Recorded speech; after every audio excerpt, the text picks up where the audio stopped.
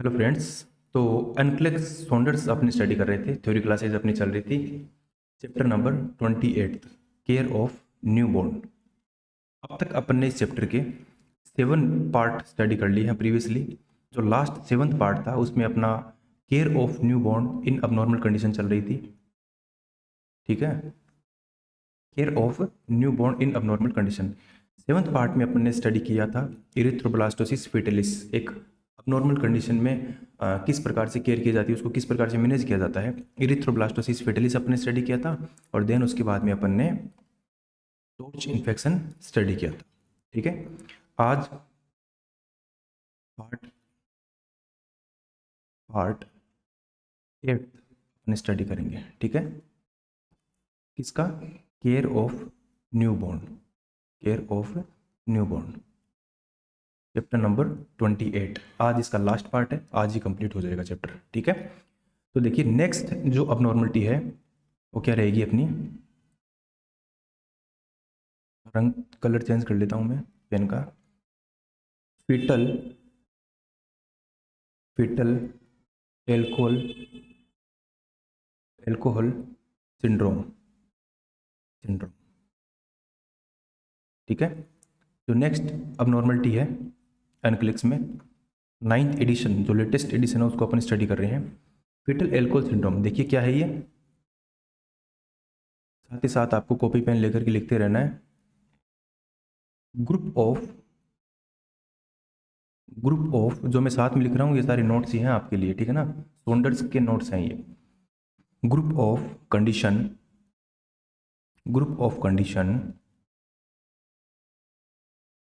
caused by caused by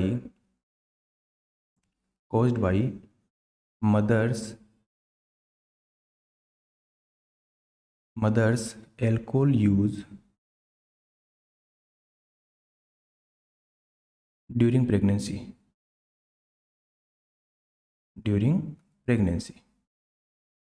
देखिए, जब भी एक मदर जेस्टेशनल पीरियड में, प्रेगनेंसी के दौरान यदि एल्कोहल कंज्यूम कर रही है तो मदर के द्वारा जो एल्कोहल कंज्यूम किया गया है उसका इम्पैक्ट उसके बेबी पर जरूर पड़ता है। ठीक है, और ये जो डिजीज अपन पढ़ रहे हैं फीटल एल्कोहल सिंड्रोम, ये उसी के बारे में है। ठीक है, एक मदर जो कि गर्भावस्था के दौरान एल्कोहल कंज्यूम कर रही है तो उसके क्या क्या इफेक्ट्स बच्चे पर देखने को मिलेंगे और उनको किस प्रकार से उनका इंटरवेंशन अपन कर सकते हैं। ठीक है, चलिए नेक्स्ट आगे चलते हैं अपन। असेसमेंट की बात करें तो यदि मदर गर्भावस्था के दौरान एल्कोहल कंज्यूम कर रही है तो उस कंडीशन में क्या क्या अपन बच्चे में असेसमेंट कर सकते हैं, क्या क्या सिम्टम्स बच्चे में देखने को मिलेंगे। तो देखिए सबसे पहले तो अपने को मिलेगा फेस ऑफ बेबी की बात कर लेते हैं। फेस, बच्चे का जो फेस है वो किस प्रकार का हुआ अगर उसकी मदर ने गर्भावस्था में एल्कोहल कंज्यूम किया है तो। फेस ऑफ बेबी, ठीक है। अब देखिए क्या क्या सिम्टम्स मिलेंगे, थोड़ा सा मैं साइड में लिख देता हूँ इधर।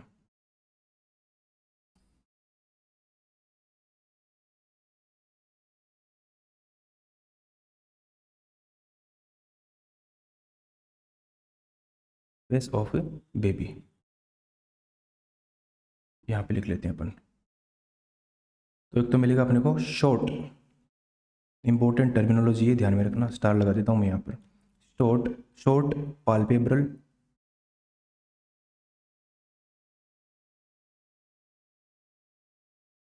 फिल्ट्रम फिशर, सॉरी, ठीक है। शॉर्ट पाल्पेब्रल फिशर मिलेगी बच्चे में। क्या होता है ये जो अपर आईलिड से लेकर के जो लोअर आईलिड का जो एरिया है ये लेंथ कम मिलेगी, ठीक है ना। क्या होता है? Space, SPACE, space between upper eyelid to lower eyelid, ठीक है। ये क्या मिलेगा? ये अपने को शॉर्ट मिलेगा, ठीक है। इंपॉर्टेंट टर्मिनोलॉजी, क्वेश्चन आया हुआ है एम्स में इसका, यहाँ से। शॉर्ट पाल्पेब्रल फिशर मिलेगा, ठीक है। देन अपन बात करते हैं और क्या मिलेगा अपने को फेस में, और क्या क्या परिवर्तन मिलेंगे इस प्रकार के बच्चे में? Hypoplastic philtrum, hypoplastic philtrum.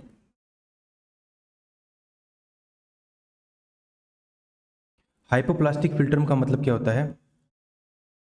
ये जो नोज का अपना बेस है ना, नोज का बेस से लेकर के अपर जो लिप है, अपर लिप का जो शुरुआत होता है जहां से, बिगिनिंग ऑफ अपर लिप, ठीक है, इस वाले एरिया को अपन क्या बोलते हैं? इस एरिया को बोलते हैं फिल्ट्रम, ठीक है ना।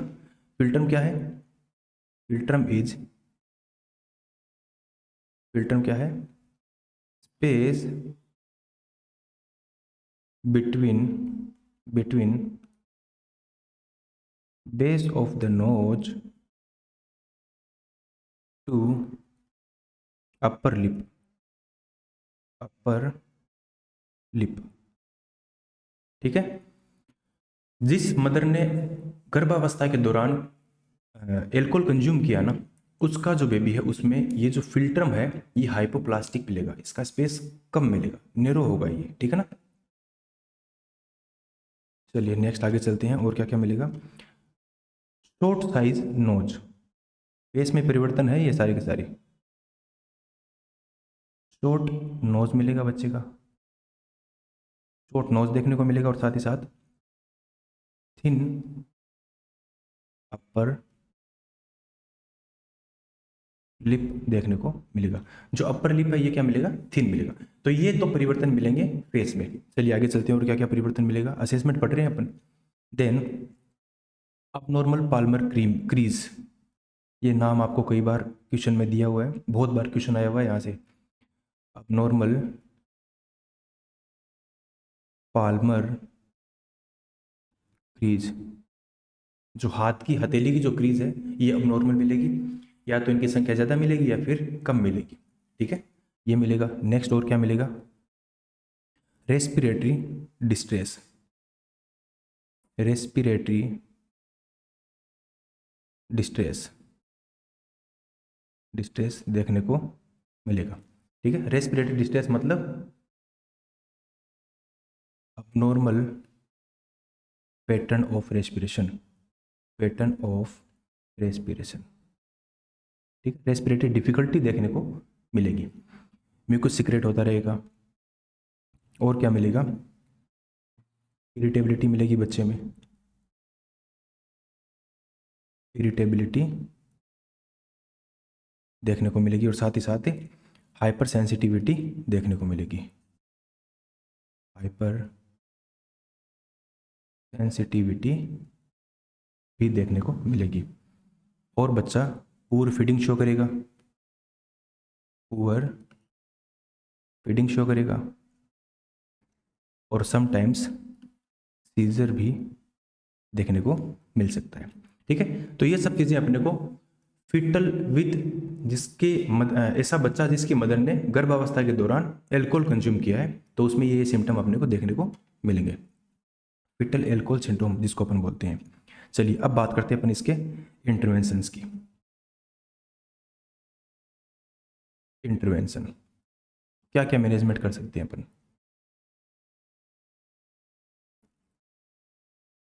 तो देखिए सबसे पहले अपने को क्या करना है? रेस्पिरेटरी मैनेजमेंट करना है।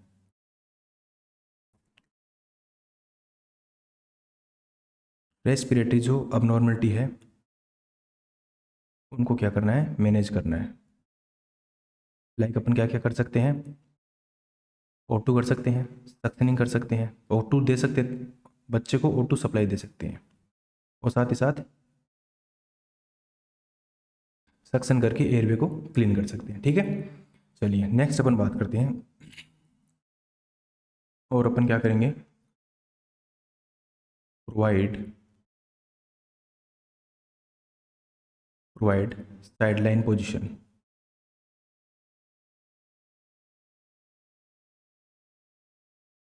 पोजीशन, ठीक है।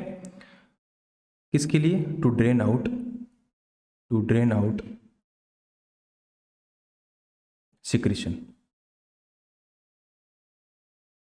ठीक है। चलिए और क्या करेंगे अपन इंटरवेंशन में, और अपन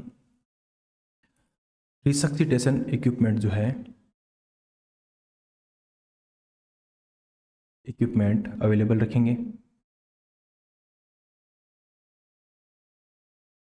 और हाइपोग्लाइसीमिया होने का रिस्क रहता है बच्चे को, तो ट्रीट हाइपोग्लाइसीमिया एंड सीजर का रिस्क रहता है, तो इसलिए अपन क्या करेंगे, डिक्रीज एनवायरमेंटल स्टिमुलाई। ठीक है, तो ये कंप्लीट मैनेजमेंट अपन करेंगे किसका, फिटल एल्कोहल सिंड्रोम का। ठीक है, चलिए नेक्स्ट अबनॉर्मलिटी की तरफ चलते हैं अपन। अब एक इंपॉर्टेंट पॉइंट अपने को यहाँ पर एनक्लेक्स में दिया हुआ वो अपन डिस्कस कर लेते हैं थोड़ा सा, जो रेड कलर में दिया होता है ना एनक्लेक्स में, वो अपन डिस्कस करते हैं थोड़ा सा। मैं एक पॉइंट लिख देता हूँ यहाँ पे, स्टार लगा के लिख लेना इसको। New born of risk for HIV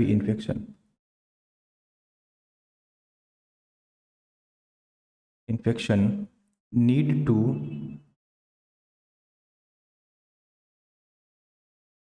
receive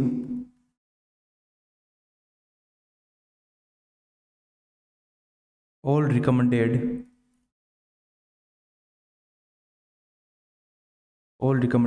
immunization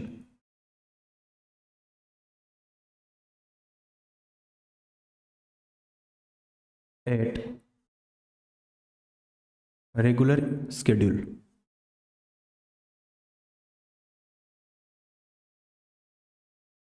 यानी कि ऐसा न्यू बॉर्न जिसको HIV का रिस्क है, HIV इन्फेक्शन का रिस्क है, यानी कि हो सकता है, ठीक है, तो उस बेबी को जितने भी इम्यूनाइजेशन की ड्रग्स है, जितनी भी वैक्सीन है, वो हमेशा रेगुलर स्केड्यूल पर ही देनी है।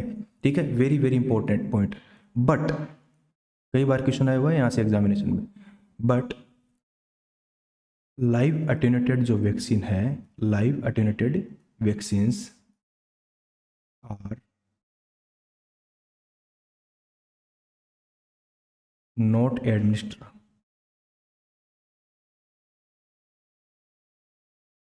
जो लाइव एटेन्यूएटेड वैक्सीन है, जितनी भी लाइव वैक्सीन है, उनको क्या करना है, कॉन्ट्राइंडिकेटेड ही रखना है अंटिल कब तक, HIV स्टेटस डिटरमाइंड। ठीक है, यानी कि न्यू बॉर्न को जितनी भी वैक्सीन है वो सारी लगती है, HIV को जिसको रिस्क रहता है उसको सारी वैक्सीन लगती है अकॉर्डिंग टू देयर स्केड्यूल। लेकिन HIV का जब तक कंफर्मेशन नहीं हो जाए तब तक उसको लाइव वैक्सीन कभी भी नहीं दी जाती, और यदि कंफर्म हो गया कि HIV इन्फेक्शन है तो उस कंडीशन में उसको टोटली कॉन्ट्राइंडिकेटेड रहती है। ठीक है, मीन्स ये हुआ कि live attenuated vaccines contraindicated in newborn. ठीक है, HIV इन्फेक्शन, यानी कि HIV इन्फेक्शन की कंडीशन में लाइव अटेन्यूएटेड वैक्सीन क्या रहती है, कॉन्ट्रा इंडिकेटेड रहती है। चलिए नेक्स्ट अबनॉर्मलिटी की बात करते हैं अपन। नेक्स्ट अबनॉर्मलिटी क्या है, newborn of diabetic mother. Newborn of diabetic mother, यानी ऐसी मदर जिसको जेस्टेशनल पीरियड में, गर्भावस्था के दौरान यदि डायबिटीज मेलाइटिस था, तो उसकी बेबी में क्या क्या सिम्टम्स देखने को मिलेंगे और किस प्रकार से उनको अपन मैनेज कर सकते हैं। ठीक है, कलर थोड़ा सा मैं चेंज कर लेता हूं पेन का। तो सबसे पहले अपन असेसमेंट की ही बात कर लेते हैं यहाँ पर। असेसमेंट, बच्चे का, बेबी का असेसमेंट है ये कि बच्चे में क्या क्या चीज़ें अपने को देखने को मिलेगी यदि उसकी मदर को डायबिटीज मेलाइटिस था। ठीक है, तो सबसे पहले अपने को मिलेगा एक्सेस बॉडी वेट मिलेगा बच्चे का, प्लस बॉडी का साइज देखने को मिलेगा। किसकी वजह से? Increase deposition of fat tissue. Diabetic mother का जो बेबी है उसमें एक्सेस अमाउंट में फैट एक्यूमुलेट होता है, इस वजह से उसका बच्चे का वेट और साइज देखने को मिलेगा। ठीक है, और क्या मिलेगा? एडिमा देखने को मिलेगा, साथ ही साथ puffy face, puffy face, oedematous सूजावासा, फूलावासा फेस देखने को मिलेगा। हाइपोग्लाइसीमिया मिलेगा, हाइपोग्लाइसेमिया मिलेगा, क्योंकि एक्सेस जो ब्लड ग्लूकोज लेवल है वो किसको ट्रांसफ़र हो गया? मोम को ट्रांसफ़र हो गया, इसलिए बेबी को जाने वाला जो ग्लूकोज है उसकी थ्रेशोल्ड पॉइंट डिक्रीज हो गई। ठीक है, हाइपोग्लाइसीमिया बच्चे में मिलेगा और हाइपरग्लाइसीमिया मदर में मिलेगा, इंपॉर्टेंट है। और क्या मिलेगा? हाइपर बिलिरुबिनेमिया, बिलिरुबिनेमिया, ठीक, बिलिरुबिन का लेवल बढ़ा हुआ मिलेगा। और साथ ही साथ risk of respiratory respiratory respiratory distress देखने को अपने को मिलेगा। ठीक है, ये सब अपने को सिम्टम्स मिलेंगे असेसमेंट में। ठीक है, एक्सेस बॉडी वेट मिलेगा, साइज बड़ा मिलेगा बच्चे का, फेट डिपोजिशन की वजह से एडिमा मिलेगा, पफी फेस मिलेगा, हाइपोग्लाइसीमिया मिलेगा और हाइपर बिलिरुबिनेमिया मिलेगा, रिस्क ऑफ रेस्पिरेटरी डिस्ट्रेस अपने को देखने को मिलेगा। चलिए, अब अपन किस प्रकार से मैनेजमेंट कर सकते हैं इस प्रकार की कंडीशन को? मैनेजमेंट, तो मैनेजमेंट में सबसे पहले जो मेजर प्रॉब्लम है उसको मैनेज करो। Manage respiratory distress. ठीक है, क्या क्या कर सकते हैं इसमें अपन? सक्शन कर सकते हैं, प्लस O2 अपन स्टार्ट कर सकते हैं। ठीक है, देन और क्या करेंगे अपन? और अपन असेस करेंगे abnormality, assess all abnormal condition. ठीक है, और क्या करेंगे? जितने भी वाइटल डाटा है वो लेंगे अपन, इमीडिएटली IV ग्लूकोज इन्फ्यूज करेंगे। ठीक है, देन अपन क्या करेंगे? इनटेक आउटपुट क्या करेंगे? मॉनिटर करेंगे। ठीक है, तो ये सब चीज़ें अपन मैनेज कर सकते हैं, कोई बड़ी प्रॉब्लम नहीं है। चलिए, नेक्स्ट अब नॉर्मलिटी की अपन बात करते हैं, दैट इज हाइपोग्लाइसेमिया। आज इस टॉपिक को अपन कंप्लीट कर लेंगे। हाइपोग्लाइसेमिया, ठीक है, ये भी एक न्यूबॉर्न नॉर्मल कंडीशन है। देखिए, किस कैटेगरी को अपन बोलेंगे, कौन सा ब्लड ग्लूकोज लेवल हाइपोग्लाइसेमिया में इंक्लूड किया जाता है? तो सबसे पहले अपन देख लेते हैं न्यूबॉर्न, ऐसा न्यूबॉर्न जिसका ब्लड ग्लूकोज लेवल कितना हो? लेस देन 45 mg/dl हो। ये एनक्लेक्स के डाटा है, ठीक है ना, इनको किसी प्रकार से अपन चैलेंज नहीं कर सकते। चलिए, तो इस बच्चे को अपन बोलेंगे हाइपोग्लाइसीमिया। अब इसके साइन सिम्टम की बात कर लें कि इस बच्चे में क्या क्या सिम्टम्स अपने को देखने को मिलेंगे। तो सबसे पहले अपने को क्या मिलेगा?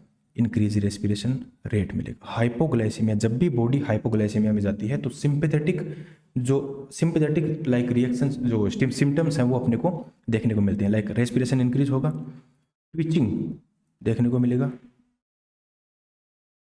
ट्विचिंग के साथ साथ अपने को नर्वसनेस मिलेगी,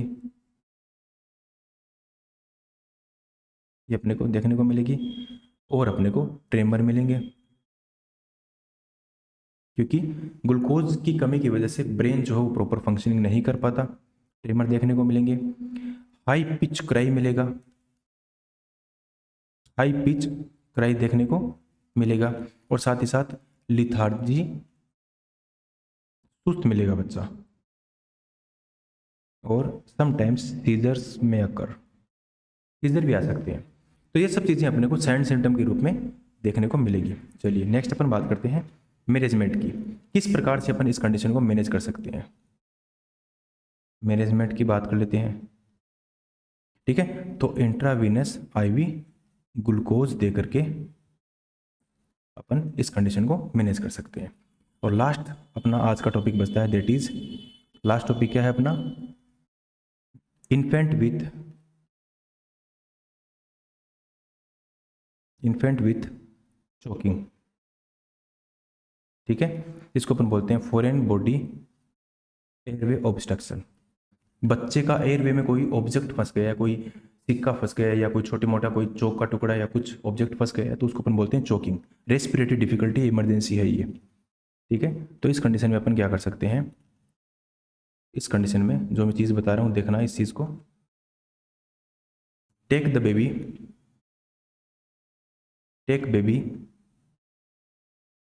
baby in prone position in one hand